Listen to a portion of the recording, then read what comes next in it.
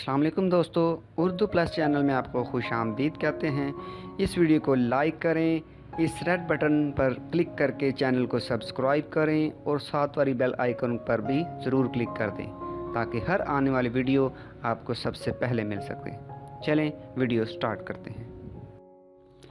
वज़ीर आज़म इमरान ख़ान ने इक़्तिदार संभालने के बाद 50 लाख बेघर अफराद को घर देने का ऐलान किया था और इस हवाले से टास्क फोर्स कायम कर ली गई है। तहरीक इंसाफ की हुकूमत इंसाफ ह्यूमन मंसूबा ला रही है, जिसके तहत लाहौर समेत मुल्क भर में 2 और 4 मरलों के फ्लैट्स और घर तमीर किए जाएंगे।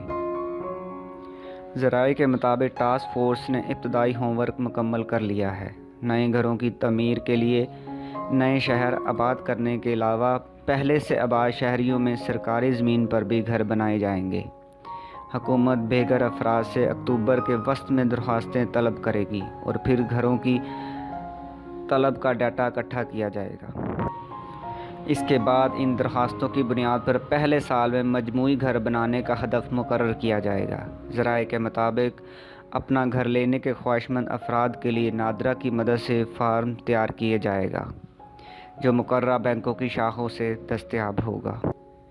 तफसीलात के मुताबिक 50 मिलियन घर बेघर अफराद को आसान इक़्तिसाद पर दिए जाएंगे। हुकूमत की जानिब से तामीर किए जाने वाले 50 मिलियन घर मुल्क के मुख्तलिफ शहरों में तामीर किए जाएंगे।